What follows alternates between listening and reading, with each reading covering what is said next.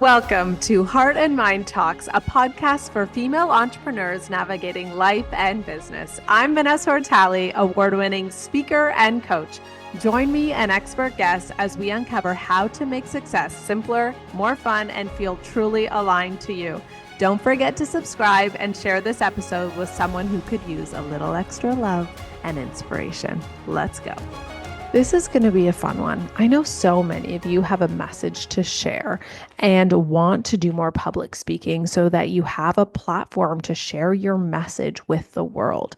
And so I am bringing to you Ashley Stahl, who owns her own agency called Wise Whisper Agency, and she helps craft and book people on TEDx stages around the world. She also is a best-selling author and has her own viral TED Talk. You can see it in the show notes, but I know you're going to learn so much from her. She's going to share with you how to create a viral talk, how to get placed on more TEDx stages, and really how to get your message and your story out in the world so that you yourself can help other people. Hello, Ashley. I'm so excited to have you here. Honestly, from the moment I met you, I just felt like, oh, you are so warm, and I just wanted to be your friend. I'm like, oh, Ashley is just so great. And I feel like we have a lot of similar thought processes around business and just all of that. So I'm excited for you to share your story, obviously tips on speech writing and getting a TED Talk and going viral, because you are just a wealth of knowledge. And I had you talk to our mastermind also, and everyone just loved it. So I'm so excited to have you on the podcast today. Oh, thank you for having me. I feel like friendship and real connection with people is more, I feel like people always say, "Oh, how are you so authentic?" I'm like, this is for my sanity. Like, I'm not going to be okay if I don't have real connection with people because it's crazy out there in life. And so, and I guess maybe that translates into what I'm doing now as a storyteller is like when you're resonant with people, you really resonate with yourself. And that kind of deep sense of realness with yourself, I think that moves people and makes you relevant online, makes you relevant in your stories. You know, I could riff on that shit all day. Right. But one thing you do so well that people don't talk about is that, and maybe I do this too, so people listening to the podcast will have to tell me, I find it so easy to have like an other voice, a performer voice, right? And you are just always you, whether it's here or when you're doing a talk. So you do that so well of just showing up like you're talking to your best friend all the time. And I think Mm. it has really, it does make you connect with you so much easier. Thanks for saying that. Yeah, I wish I could figure out a way to break it down and help other people have it if this is really what my gift is, which I get this feedback. Um, I guess, you know, if you're not able to be you, you're living in a monkey dance because you got to do a ton of shit to get people to trust you, work with you, like you, and you got to do a lot of stuff to just get what you want in life. And it's forget just what you want, to have fun, to connect, to feel good with people. And I feel bad because I think a lot of people out there struggle to be them. And then they got to spend and burn a lot of energy trying to, it feels like one of those the Earth TV shows, you know, where the series where it's like the monkeys are dancing with each other and you're like, "Oh man, can't we just cut this and like get on with whatever we need to get on with?" Yeah, yeah. What though? Then there's the flip side of people who feel like they're being authentic and then getting nowhere. And then I think that really messes with your brain too. Yeah. Feel like you're being authentic. I Yeah. feel like a lot of people know when they're not being them. And I think the thing is, like, if you're not being you and you're in a meeting or you're in a business deal, it's okay to name it, to clear it.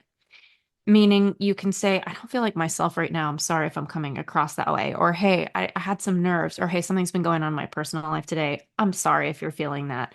Like, whatever it is, just to be candid so that you don't have to put on the mask.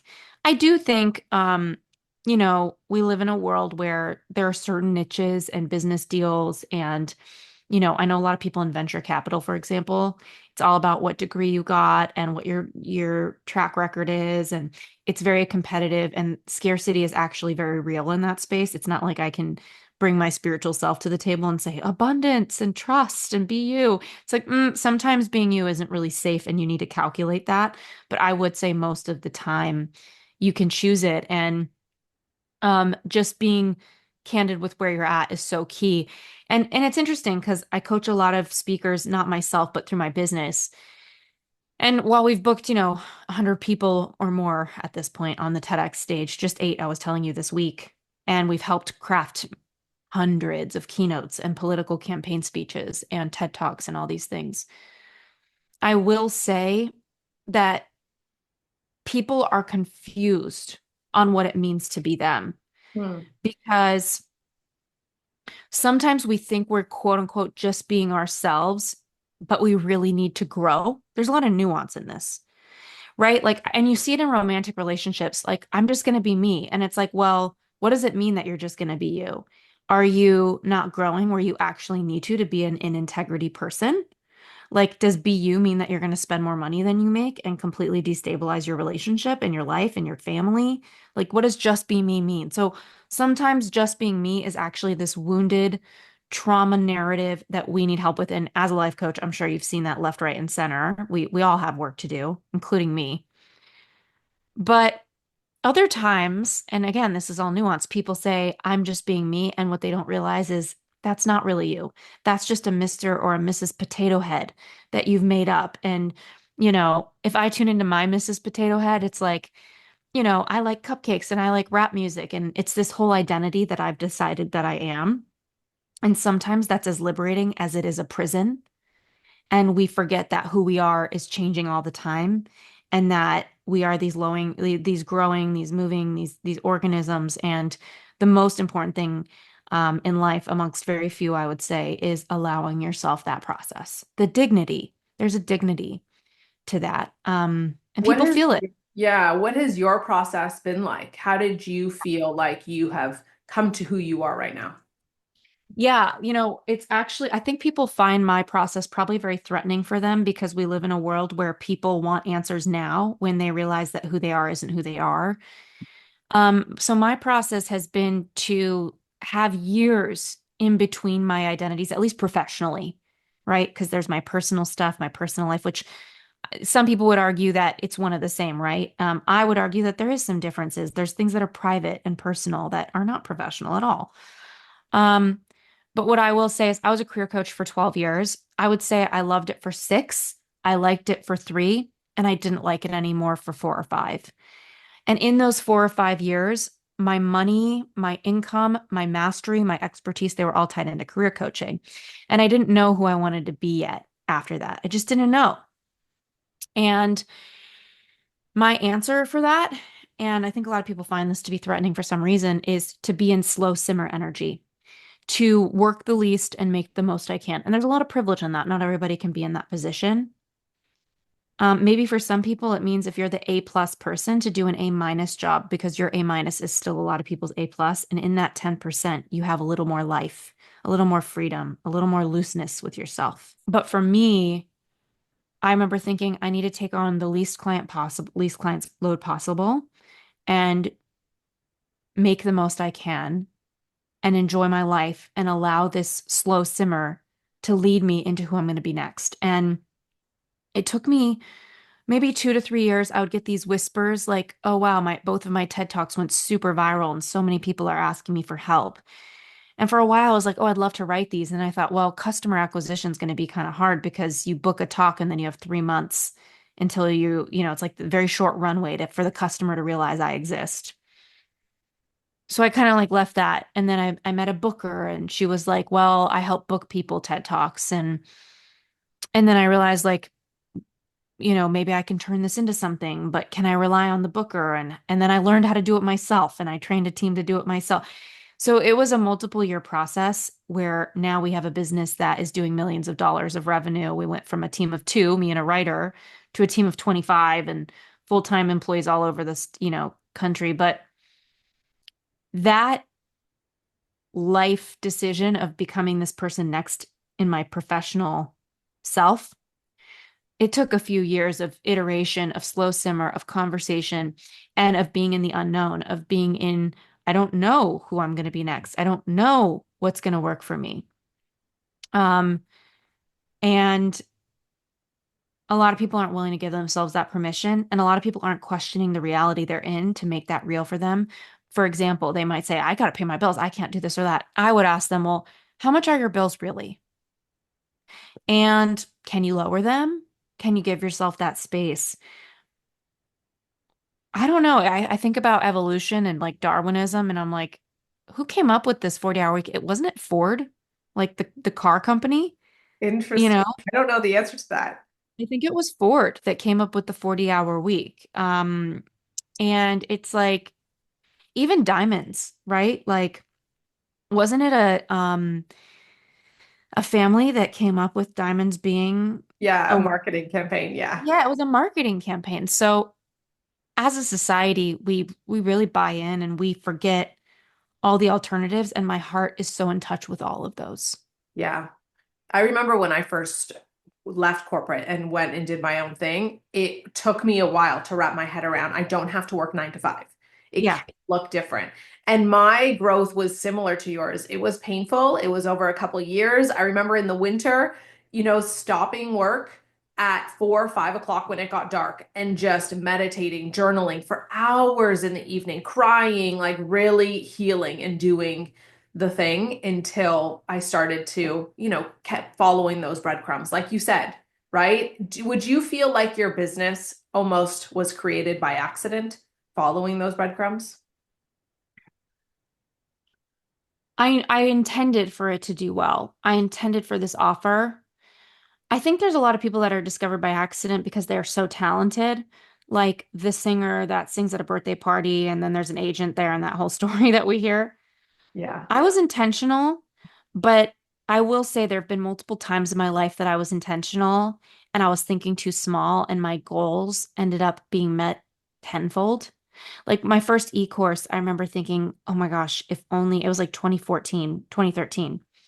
And like Facebook ads, I don't even think they started at that time yet. Like it was so beginning digital marketing coachy land. Like it wasn't even. And I remember being like, if only I could make $1 million. And I knew like maybe half of it would be my expenses or something. I was like, I'd be so impressed with myself if I could in the out. And it wasn't about the money. It was in the outer world. Am I capable of this? It's always been about capability. I've been in a whole soul journey about what am I capable of. It's such a freaking wound for me. So I remember being like, if I could just make $1 million. And the next thing I know, in 2 months, I made 7 million. But that was after a year and a half of failure. And Mhm. I kept trying for that one. And so the accidents I've had is that I've skyrocketed my goals when I was shooting for this, what is it? You shoot for the moon, you land in the Yeah. stars, but the stars were better or whatever. Like, and so for this business, I really wanted this offer to do well. I started off thinking, oh my gosh, and for those of you who don't know me, my company, Wise Whisper Agency, we're storytellers. We craft keynotes. We have a done for you, done with you offer to help you write and help you book your TEDx talk. It's just 4 or 5 Zoom calls for you, and we do a lot of the lifting. Um, but I remember thinking, oh, if just a couple people came in a month, that would mean so much. It'd be so cool to see them on stage. Now I'm in a reality where like 20 people are coming in a month. And that is way that had I had to do mental gymnastics to let my brain think that that was available for me. So there's no accident here, but I am always shocked by how much more is available than we even set our heart on. Yeah, that's beautiful. It allows people to dream, but also let themselves be open to their dreams being so much better. Oh my God, yeah. And let yourself question if your dream is big enough, Yeah. Yeah. And remember, like dreams are tiny. They start as an idea. They start as a thought in the middle of the night for everybody. Like think of the biggest companies of our time, Nestle, Amazon, whatever, met Microsoft. At some point, they were just a few thoughts. And you Yeah. don't need to be that kind of a boss babe if that's not your vibe, right? You don't need to go build a Microsoft. But whatever version of that is for you, right? Whatever that small baby sprout is for you, you can put some Miracle Grow on that shit and make it so big for you, whatever big is for you. And then maybe you want to add tax and double it a little? Yeah, yeah. So let's go back and talk a little bit more about how you got to where you are, creating Yeah. a viral TED Talk, creating this company. You used to work in an industry that had nothing to do with speech writing. Well, it did have something to do with speech writing, but in a very different context. So tell us a little bit more about your story. Um, I worked in counterterrorism during Obama administration. It was like 2000. Oh my gosh, I'm like rubbing my face. Like, when was that? 2010. Just finished grad school. I went to King's College in London, top school, top 25 in the world for national security. So if you want to be a spy in the UK, if you want to be one somewhere else, that's a good spot to go, I guess, at the Department of War Studies. And and then I moved to DC. Like I was a sunny hope change maker person that wanted to change the world, and I was super affected by 9/11. I just knew people and saw it and wanted to make a difference. And I was always really good at learning languages. So I learned all these languages. And then I got there. I got a job as a defense contractor. I was making like 80K. I was 23, 80 to 100K, can't remember. I was 23. All my friends were unemployed because it was the recession. And I was really good at job hunting. So on the sidelines of the Pentagon, I learned that I was a great job seeker. I started helping people in coffee shops. That turned into a career coaching business I didn't expect, which turned into my e-course, which turned into a book deal, which turned into podcasts. And I ended up getting an award for the work I did in national security. And I met this woman at this event, and she was like glowing, and she came up to me and I was like, I don't know who you are, but you're totally glowing. Like, I want whatever you're having. We got to talking. She's like, yeah, I just gave this TEDx talk at the United Nations, and it like really, I'm just like still on a high from it. I'm like, wow, that's amazing. I hope I can do that someday. And she said to me, I think you will. And she said it like a joke, like she was on to something that I didn't know. And then the next week I was in Turkey, I was in Istanbul. And there was a protest, and she shot me a text and said, "Hey, I recommended you and you're going to be a speaker." I'd never spoken on a stage in my whole life. There was a literal tear gas in the air. I was squinting reading the text message. And then I went back to my motel, and TEDx Berkeley emailed me, "Hey, do you have a speaking reel?" And I was like, what even is that? Googled it on my iPhone 2 or whatever iPhone existed in 2011 or 12. I don't even know. And I ended up getting this TED Talk. They trusted me with it, which is crazy. I felt like I couldn't believe it.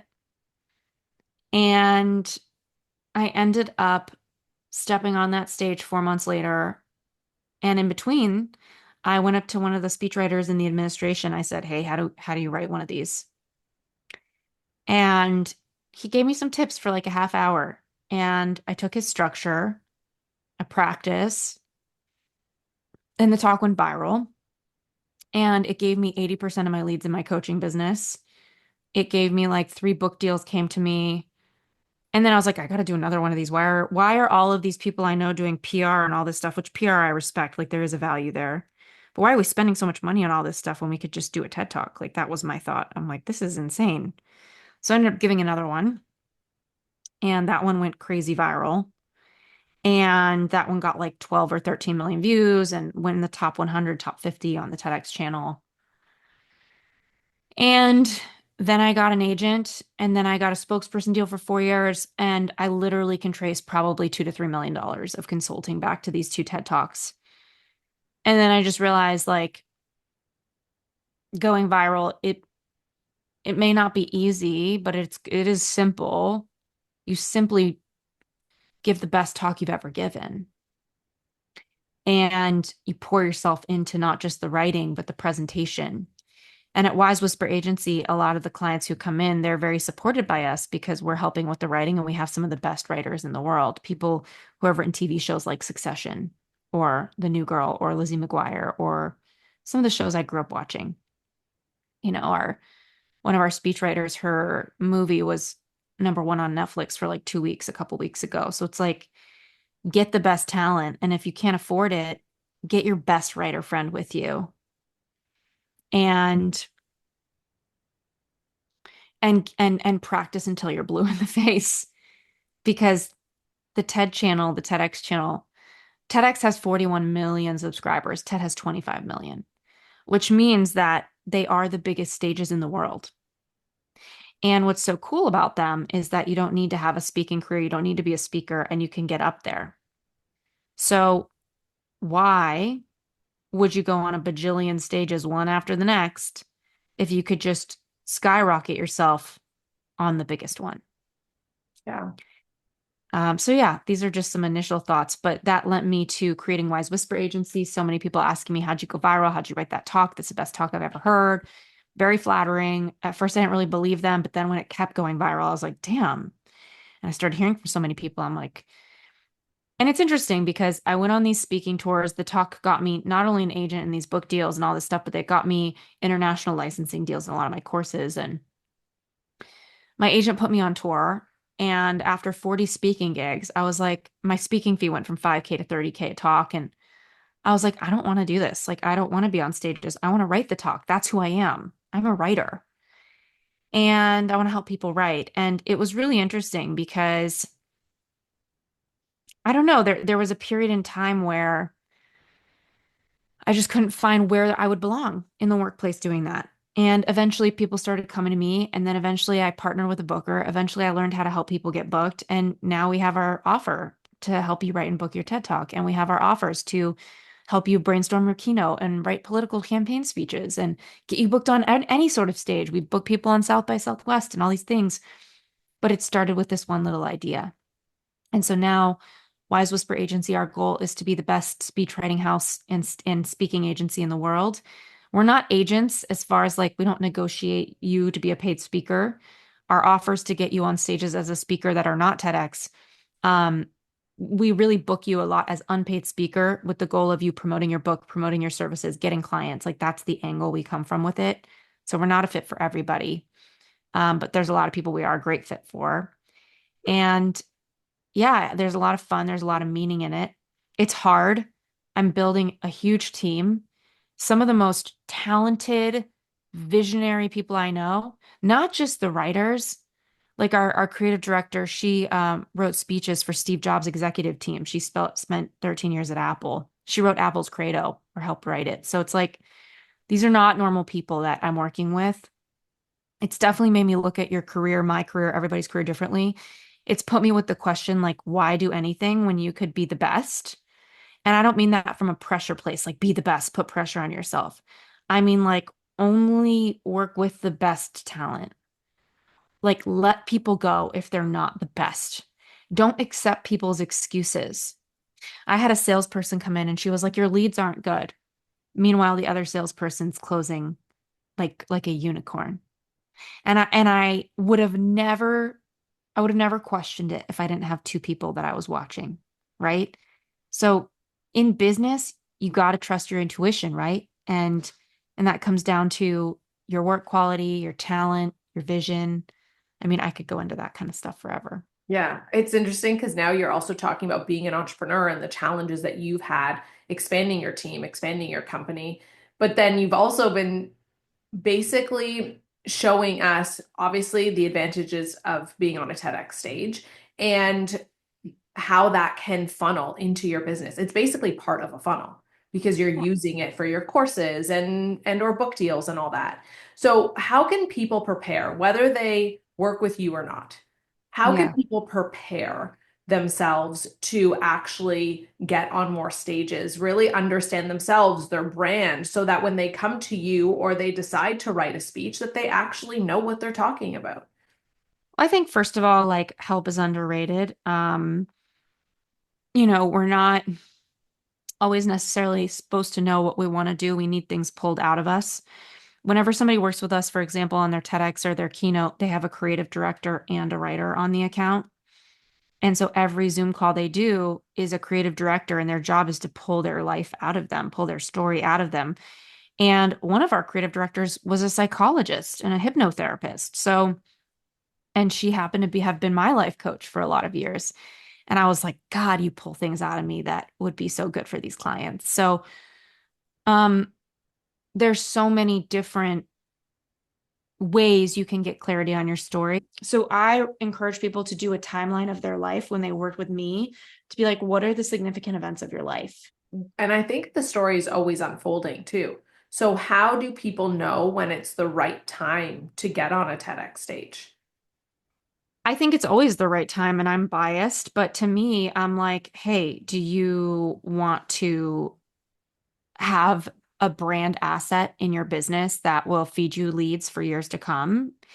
Here's the thing, we're always changing, so it's pretty impossible to, if you have a book coming out, to say, I have a book coming out in June, so I'm going to do a TED Talk in June. No, we pitch people sometimes for 6 months to get their TEDx talk, sometimes for 2 years. Um, we have 100% success getting people booked on stage at this point for TEDx. We book people for many stages, but for this specifically, and we help them get there. But some clients are, there's 5 clients that we got them booked within a month. And then there's 5 clients where it took 20 months. Those clients were during the pandemic, so they were extra hard to book for TEDx. But we don't stop till we get it done. And so it's a brand asset that you can't put time on, and you don't want to do something timely. You want to do something timeless for something like that. Yeah. So what are the common threads that you see in a speech going viral? Mm, I would say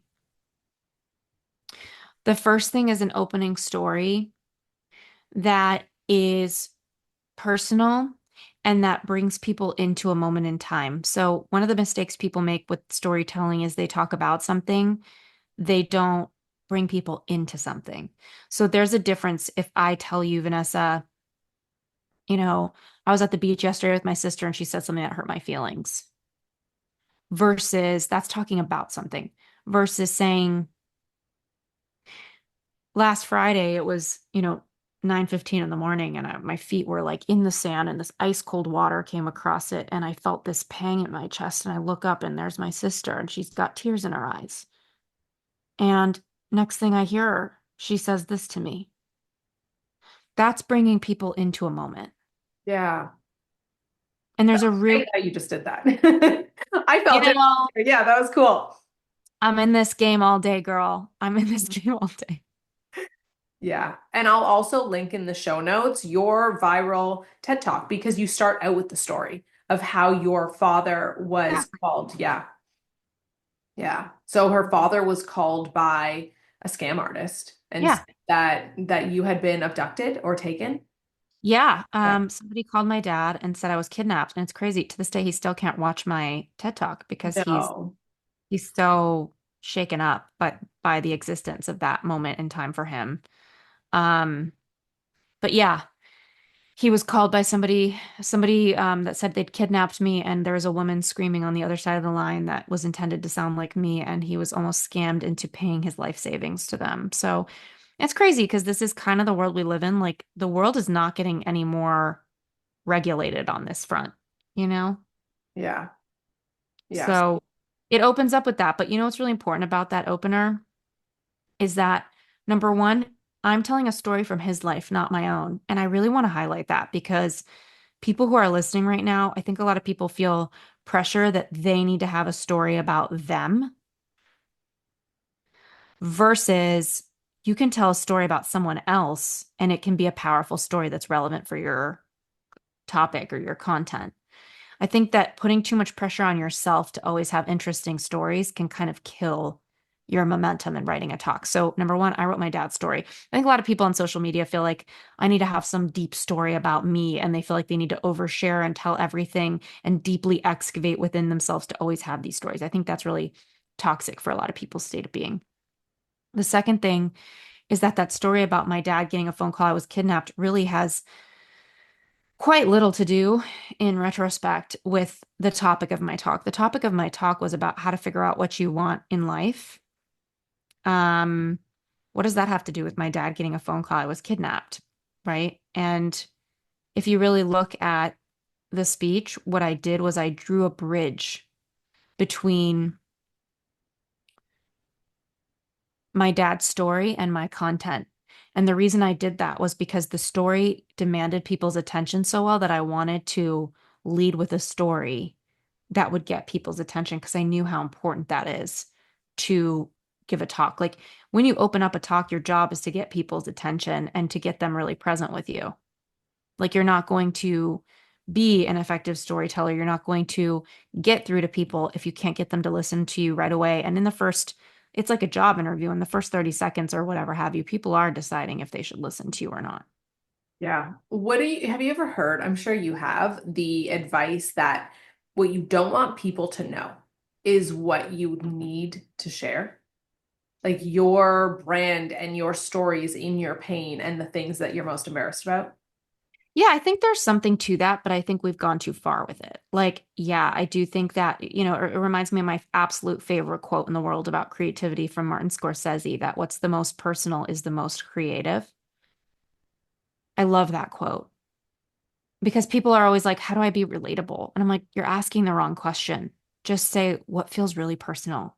Hmm. And usually that's going to be relatable, right? So, but I think sometimes people are oversharing and I'm not inspired by that. I feel like people don't have boundaries and they're not good for their own mental health because they're sharing things that are half baked inside of them.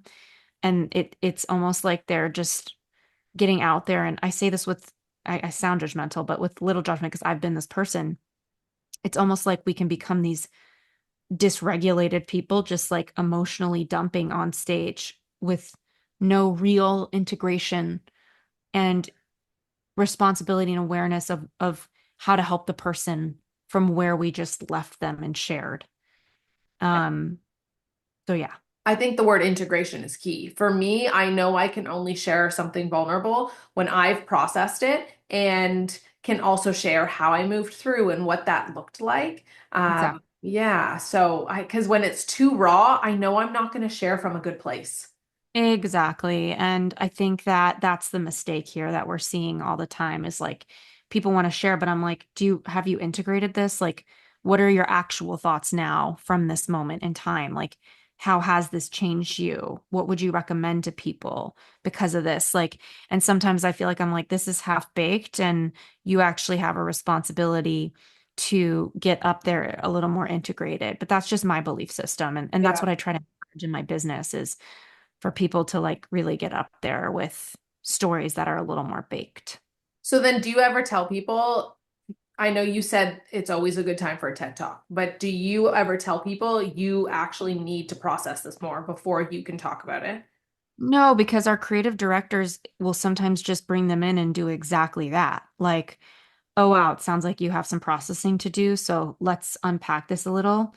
And then sometimes it's too far away and it's like, oh, the processing is too far away. We're not going to do that. Yeah. Um, but that is what a lot, and it's interesting. One thing I didn't expect with my business, especially because keynotes and TED Talks, they're all kind of different, right? Like different scopes and stuff. But one thing I didn't expect was so many people to come back and say that felt like therapy. That really surprised me. Um, I didn't expect that.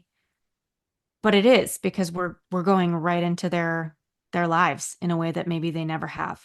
Yeah. What would you say is the difference between someone who wants to do a speech and write a book? What's the impact on your business and how does it change?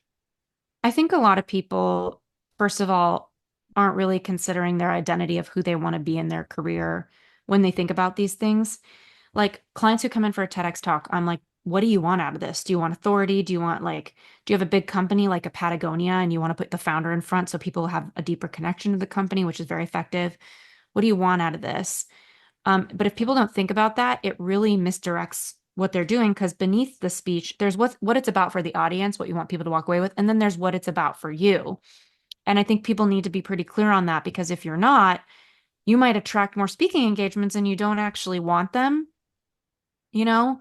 So I think it's important to be able to say, well, what do you want?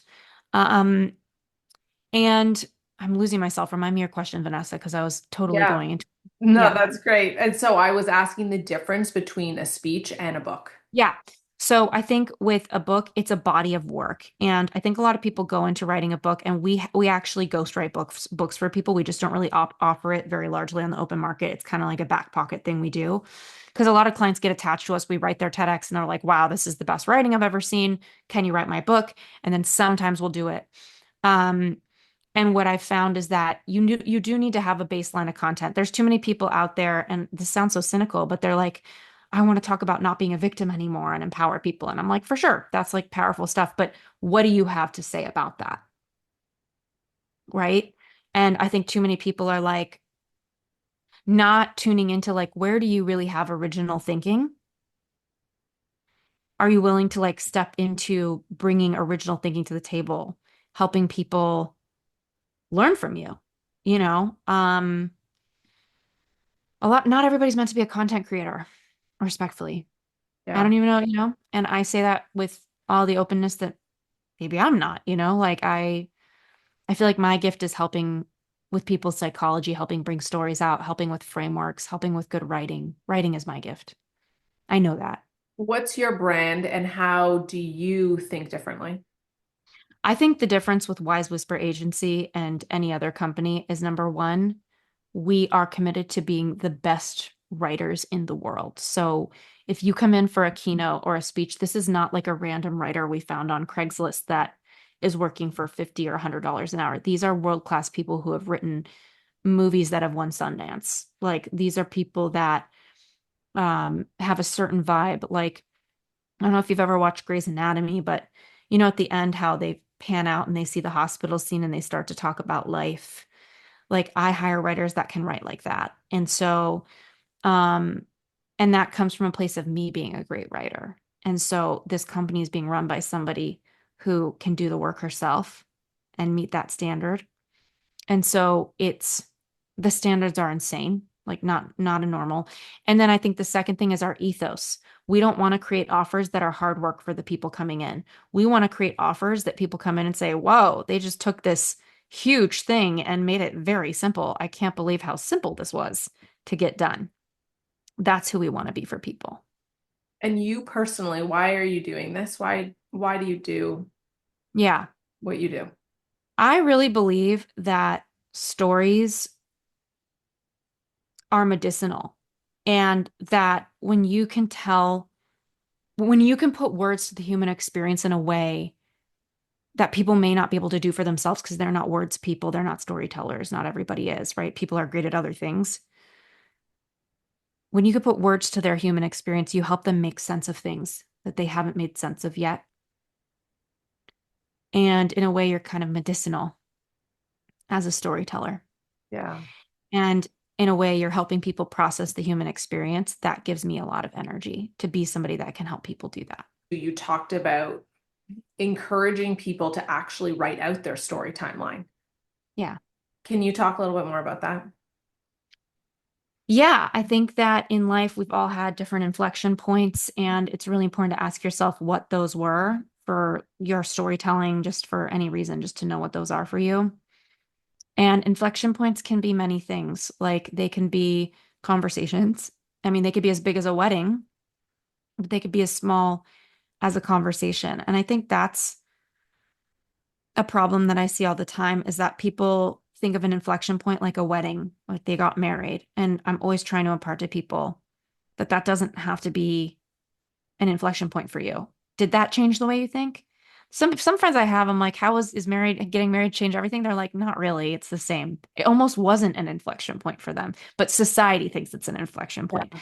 So I think it's about really tuning into what moments in time have really actually changed how you think about life and the world and yourself and the things you want.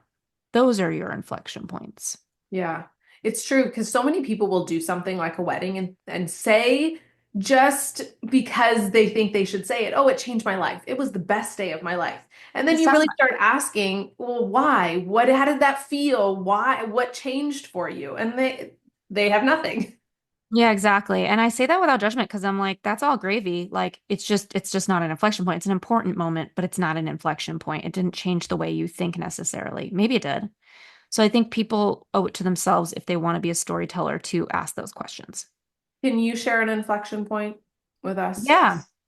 Yeah, I read about one in my book, U-Turn, YO U-Turn, which the concept is about. And I know we've talked about this. It's like coming back to yourself. One inflection point was like, I remember when I was 10, my dad got me luggage for my birthday. And I remember throwing a tantrum and being so upset he got me luggage. And looking back, it was because he always got me like pretty nice gifts. Like I was kind of a spoiled kid. And he ended up saying to me, I can't get you something else. I don't have the money. And it was the first time I realized what money was. And it was the first time that I really can trace back my beliefs about money coming into play. Like, oh, when you have money, you have fun. And when you don't, you don't.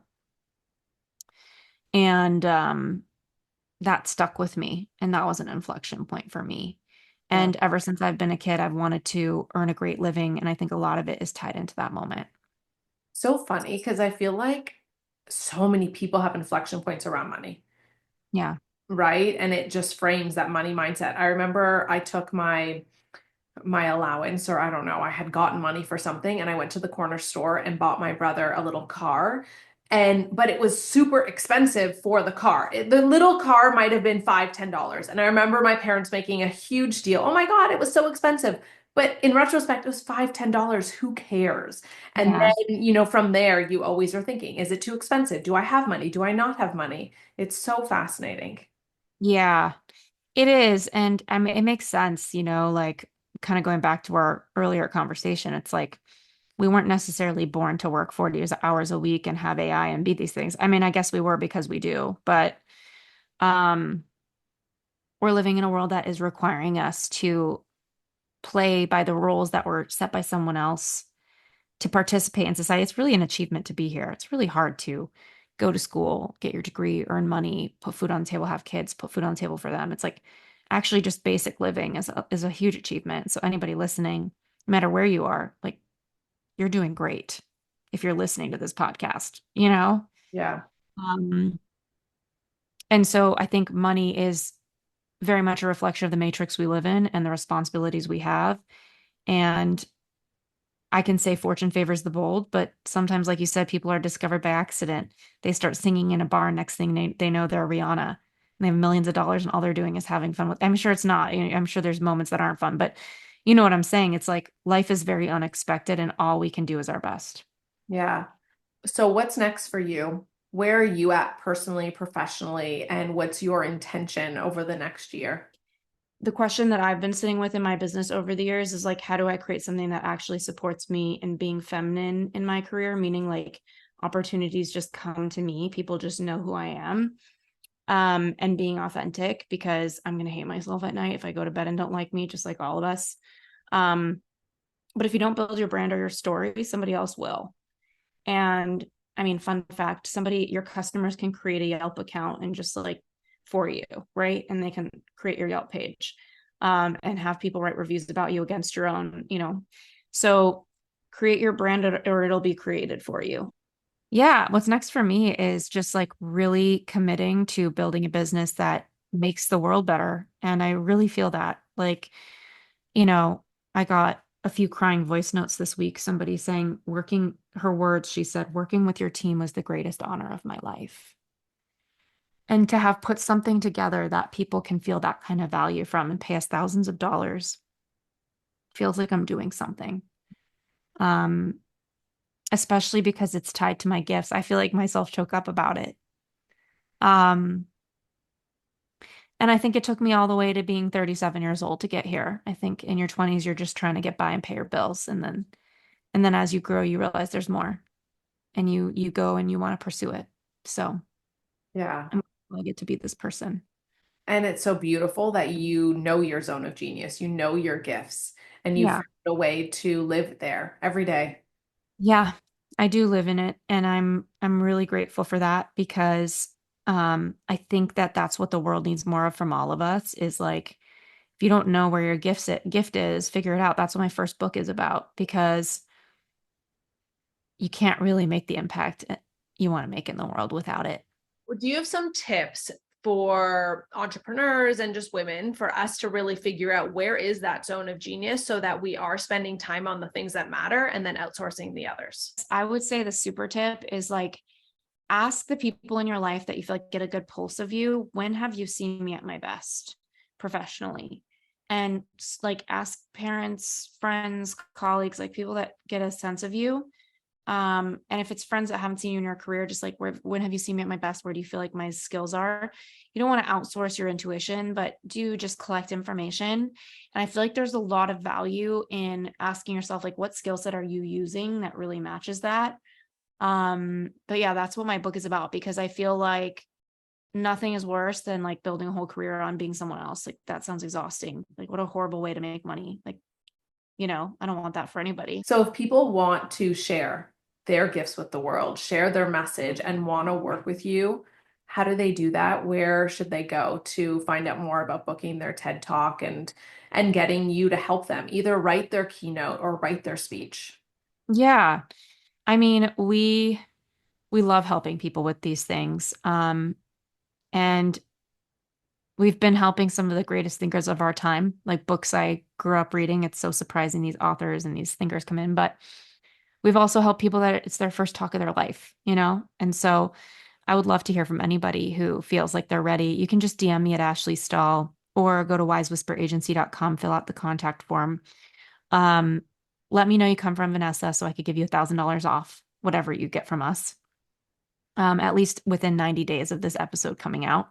So don't forget to say you're from Vanessa to get that. And yeah. Yeah. What do you want to leave the listener with today? What do you hope they take from this conversation or just take away from everything that you've shared, your book, your TED Talk? If you don't create your brand, people are going to create it for you. And I think all of us are working way too damn hard for somebody else to decide who the world thinks we are. So I think we all have a responsibility to create some sort of brand. And so I hope today people really get this inspiration to like get up and say, I'm going to create a brand that I'm proud of and that represents me in some way. And you don't have to know exactly what you believe in yet, but you can know what topics you care about and you can start putting content out there to make a difference for people. Do you think when you're so tied to your brand and it means so much to you, the hate is harder to hear? What if you're putting yourself out there and you don't feel understood? I think that's really common. I think people don't feel understood all the time. I would say my message to that person is the more you put yourself out there, the more people there are out there that will understand you. And you just haven't found those people yet. Yeah. Keep going. Keep going. That's all for today. Until next time, trust yourself, shine your light, and stay true to your heart and mind. Love you.